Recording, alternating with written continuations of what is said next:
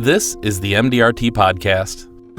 Has a client ever had way more money than you expected, or suddenly changed their circumstances in a drastic fashion? During a recent conversation at MDRT headquarters, Alain Poirier from Montreal, Canada. Terri Krueger, Syracuse, New York. shared times when they were taken aback by what they thought about clients and what turned out to be true. I had a couple of clients that used to come into one of the offices that I worked for early on in my career. The clothes looked like they could have come from any thrift store. They were ripped. The t-shirts were usually stained, usually holes, hair unkept. You wouldn't think they had a penny.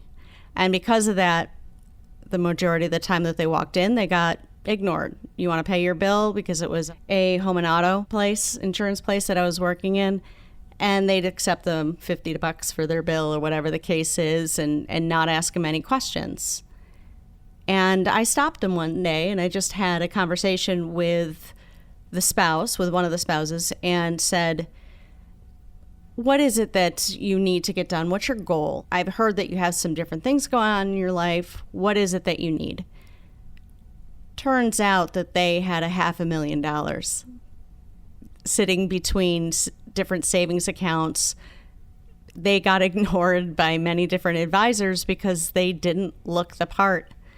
And because I took the time to ask them the questions without knowing the dollar amount.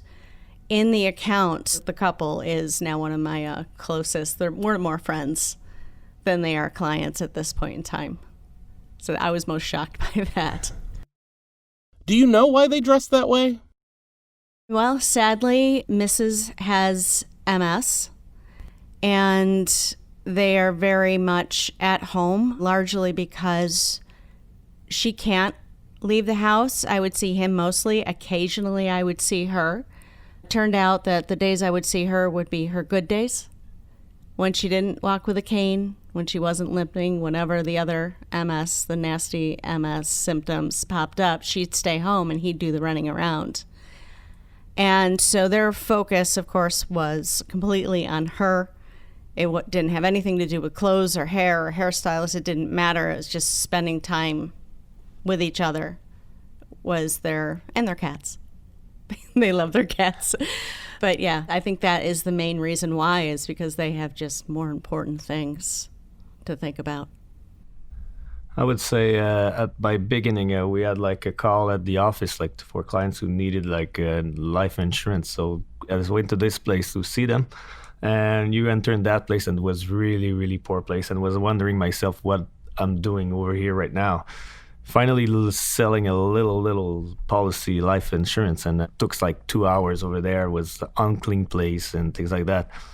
So what we did a good service, and we helped them with this. Like we received a call maybe 2-3 years after that. Like they call us, we want to see you. I was like, I won't go there anymore. I said, okay, I'll go. So I decided to go, but those two people just has won like $3 million at the lottery. So by just giving them the first thing service, like they could become big clients at their place, and they call us back. Do you remember what you were thinking in those moments? Before arriving and knowing that they won, I was like, oh no, I'm losing my time. I have to wash my clothes after because it's going to smell cigarette and everything in the place. But after that, I was like, oh, we did a great job. So they called us back, and I was happy about it, but that doesn't happen every day.